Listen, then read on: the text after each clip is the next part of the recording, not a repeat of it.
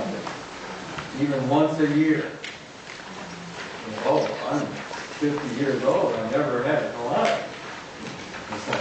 You eat good and you have a lot of fiber and all this stuff, you can keep that. The fiber is the broom that cleans out the colon. Okay? And that stuff builds up and builds up and builds up. And you can get, go online, you get all these x-rays of people. And you see these big balloons and weak colon, but it's all functional. You know, I talk to these doctors and a lot of people just have this much space left. And all this is crud built up. Okay? So sometime in our life, every culture, every religion on earth gets cleanses and detoxes. Okay? Fat building up and stuff in the transverse colon and all that. Okay? That's one of the chief. Yes? I go to a walk an hour walk every day, and I take pig culture. Yes. And they seem to, they work, they definitely work. Yeah. We're big fans of probiotics and culture. Fermented foods are a miracle for me. So I have almost sauerkraut, pickles, everything in there. You know. Okay? So causative factors: diet, drugs, and emotional stress, abuse. And we have all this in the material medicine. Okay, step aside with your classic case. I'm not saying that's the number one remedy. You know, but yes, it's in the top 5 remedies. Someone had a lot of suppressed anger or abuse, a domineering parent or teacher at school, or being bullied by other kids, and all that, and they hold all that anger in the gut. They hold it. And another stomach ulcers. You know, businessman, run around, business, wheeling and dealing, late nights, alcohol, cigarettes, and now they got a stomach ulcer. Okay? Just burns a hole right in the stomach. And then the diet itself is called bad food and junk food. And you look into that stuff, it's absolutely, you know, horrendous what the government calls, you know, what we should eat. That's that quote from Jefferson. The day that the government tells us what to eat and all that is the end of freedom. Americans are so horrified that there was forced sterilization in China. I mean, that's going to be possibly, you know, hopefully not the norm. In America, they're trying to force vaccinate. And in China, they force abort babies. Actually, it's unbelievable. They go around and they have people watching. You got 2 kids. She's pregnant. They will haul off. I just read a case. Haul you off to the jail and do it. People yelling and screaming. Okay? So they got the foot in the door on our human rights and personal freedom. And that's our defense for home health. It's very hard to attack that. It's nebulous. To sit up there and say we don't believe in personal freedom and human rights, people will stop. Okay? So food sensitivities, worms, food allergies can cause IBS. Worms, parasites, bowel flora. We see worms, parasites, and mixed up flora as a big one, and the flora is mixed up from the antibiotics. Robin? Yes. I have a couple of cases after appendicitis. Yes. But that years ago. Yes. So that's another cause. There's no emotional. Right. And you were treated as never well since the surgery even. Yeah. So even take a simple remedy like calendula. Yeah. Calendula 200. It's worse since a cut. You know, now I don't get into I have to find a remedy for appendicitis. No, worse since a cut. Okay. Headaches ever since a cut or surgery. Yeah, I had stitches out here, and ever since I had a little nerve pain. Calendula also after mastectomies and all that. So the symptoms go on and on, just like brain fog. They can be connected. But you are taking a case and narrowing it down to the colon. And then you may narrow it down to a causal factor, emotions, bad diet, and these other things. Okay? So it's any type of thing. Candida is another big problem. So often these cases have parasites, candida, all in one. Acidity and stuff. Bloating, gas, all these things. And there's even insomnia related to that. and bad versions. We're not going to get detailed there. Here's a nice chart on the probiotics. So there's yogurt, sauerkraut. What are some other ones? Kefir. You read mine? Again, the Koreans proclaim that kimchi made their country great. Kimchi is spicy pickled cabbage. Yep, unbelievable. Cure for all kinds of things. Athletes and sports takers are stamina.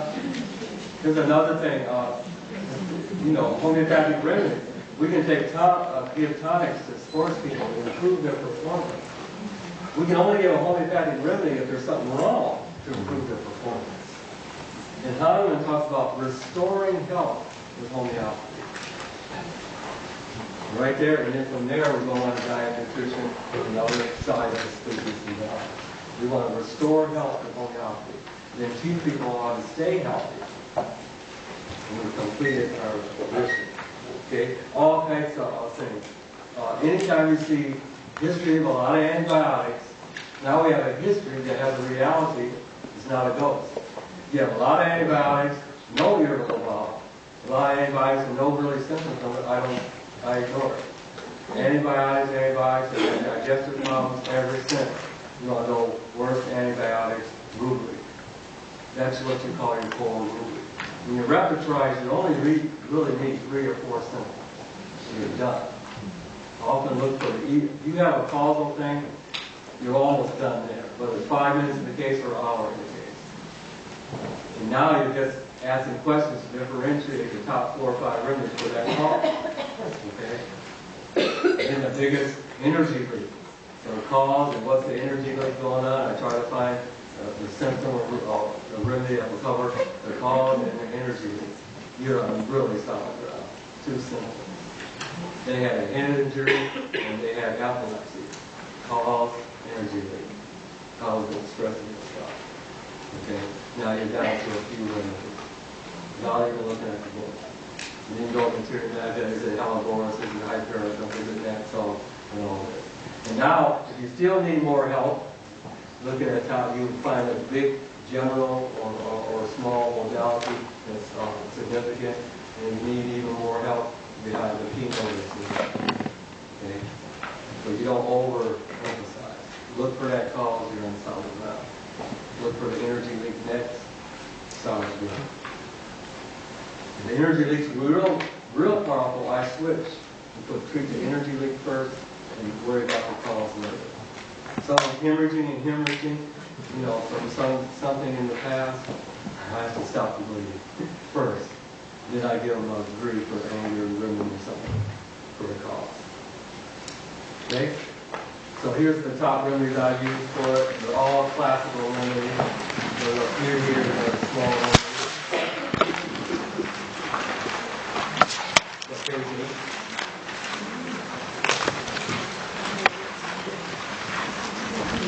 Of course, your classic irritable bowel that covers all 3 types of irritable bowel is nut vomiting. And I like to repeat all the classic nut vomiting. Cramps, spasms, feel like a hangover every day, irritable, fussy, all this stuff. With a type A personality, all classic nut vomiting stuff. Now, cold symptoms. And a lot of these are acute cold symptoms, the most severe, as everybody knows. I always had this idea of a spear large. A spear coming in the body. It hits the body and the person's bending over. And they have a scowl on their face. Severe spastic colitis, spastic irritable bowel syndrome. Cold symptoms stands there. Now, cold symptoms is an acute remedy for staphysagria. Causticum, cold symptoms, staphysagria is a trio of remedies. So if you have someone that when they get angry, they get so angry that they get severe spasms and they're in pain and rolled up in a ball, that's cold symptoms often relieved. Then you take the case, and this happens periodically, and staphysagria would be the chronic. Okay? So acute suppression can also be staphysagria, but really severe would get cold symptoms first. Okay? You see causticum also, there was really deep, there's deep resentment, bitterness, holding grudges, and all that. Causticum. Okay, Staphylococcus aureus, I would put on the bottom here. Put Staphylococcus aureus. That's a big remedy for IBS. It's not known to be a digestive remedy. The colocin, Staphylococcus aureus, suppressed anger. And it can also be grief. Now the trick when you're taking a homeopathic case, okay, you got to grief. All right, you go to the grief group. You weren't through. The next question you ask the person, you want to get questions you ask, you want to get an image of what type of grief they're at. Was it a sentimental grief? Was it an abandonment grief? Was it an anger grief? Was it a bitter grief? Was it a disappointment grief? And you got that little species of grief, and each one over a remedy. Ignacious disappointment, Pulsatilla's abandonment, and all that. One or two questions, and you got what type of grief it is. Okay? Many types of grief. Reoccurring grief. Nature mirror grief. Huh? Sentimental one? Nature mirror. Listen to the Beatles song, Yesterday. Oh, yesterday, life was such an easy game. Oh, how I long for yesterday. Almost every top hit song is a homeopathic movie. Almost every Academy Award remedy, a movie, has a clear picture of a remedy, and that's why it was successful.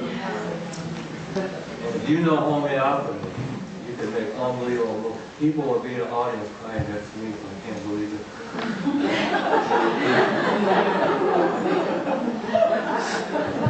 Could you please mention them again? Sentimental, abandonment, disappointment? And Pulsatilla.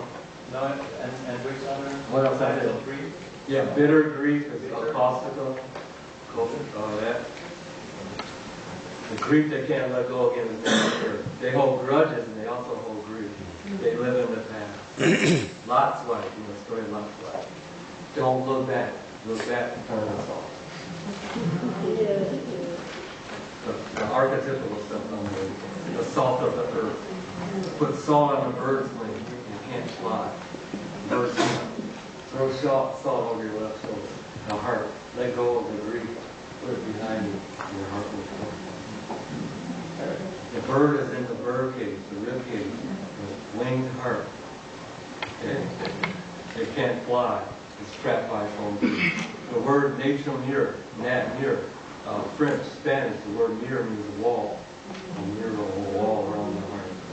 You go on and on and on. Salt of the earth, people have suffered and all that. And now their sympathy, they become healers and prophets and stuff like that. Okay? Salt of the earth. Worth his, what's that one? He's worth his weight in salt or something? Gold? All right. Arginite.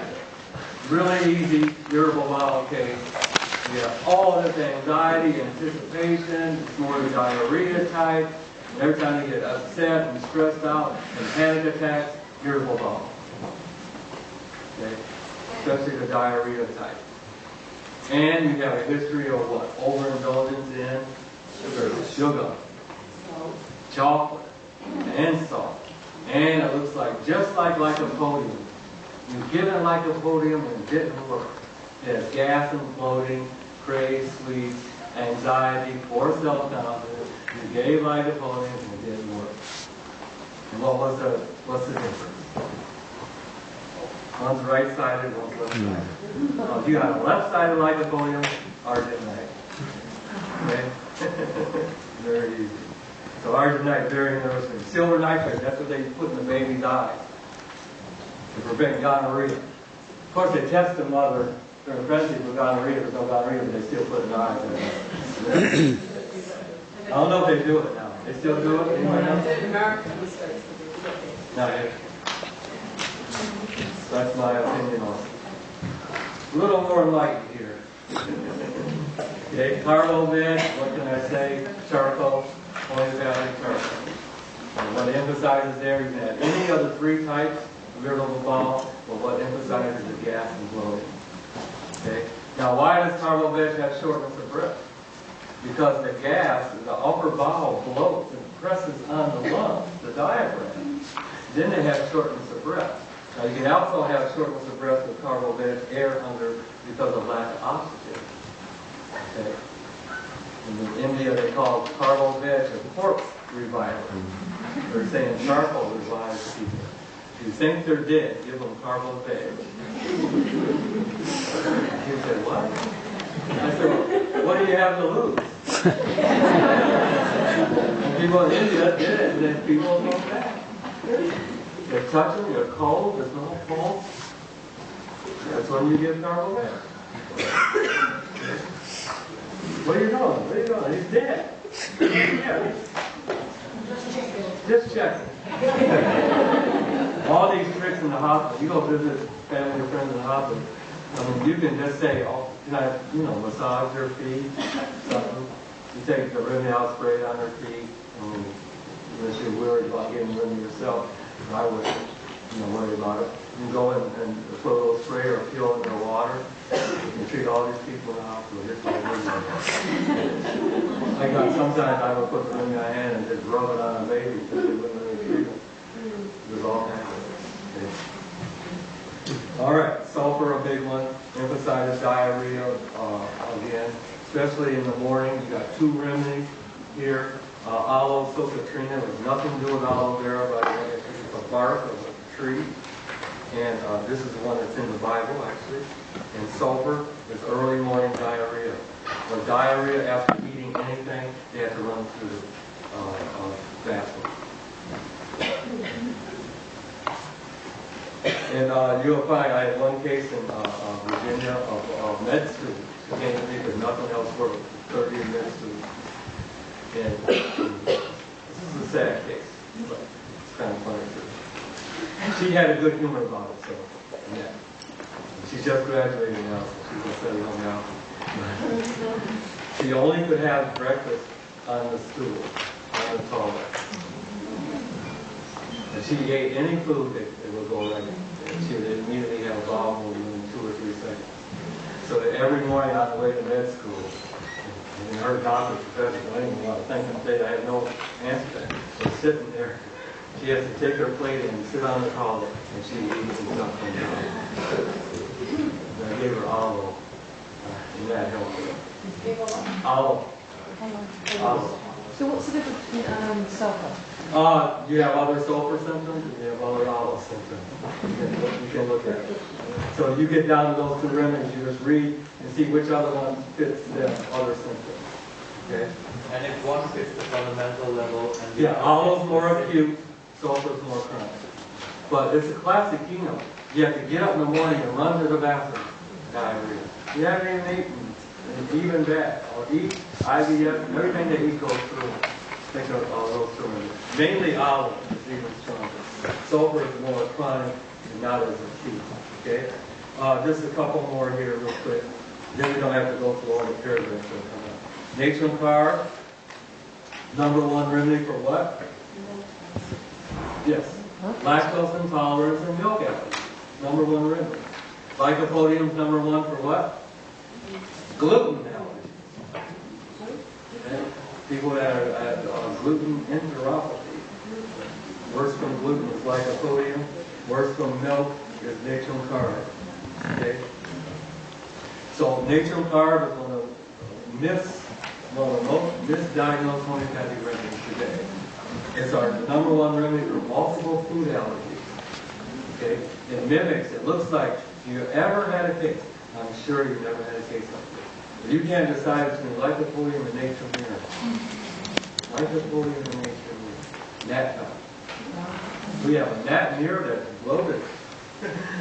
Gas, forced confidence. But they're also sentimental. And they have a grief. After their grief, they come to be very philosophical about life. Stuff, natron carb. Belching, burping, gas, multiple food allergies, IBS, worse lactose. Will often lead you to it. Worse milk. Okay? And then nitric acid, worse antibiotics. Our best remedy. We also have antibiotic mix, where you can find any specific antibiotic. So we find an antibiotic mix you can get here, I got one from here, and it has 3 or 4 antibiotics in it, or you can find streptomycin and staphylococcus and other, okay? If you know specifically. The sulfur drugs and all these are the worst. Cipro and sulfur drugs are the worst. Okay? So antidoting antibiotics. And that's irritable bowel with blood and mucus in the stool. Really bad case. And this is one of our best remedies for reestablishing the bowel flora. And you can do it with tonics and yogurt and kimchi and sauerkraut and umeboshi plum. All these are in the book. That's a really powerful one. Salty Japanese plum, pickled plum. Peter Piper picture, pickled pepper. They don't tell you why. Okay? So I'm not going to do all of these. We're going to take a break. There's a classic cold sensitivity. Yes? What? Hydro? I'm not understanding. Someone repeat it. Acidophilus?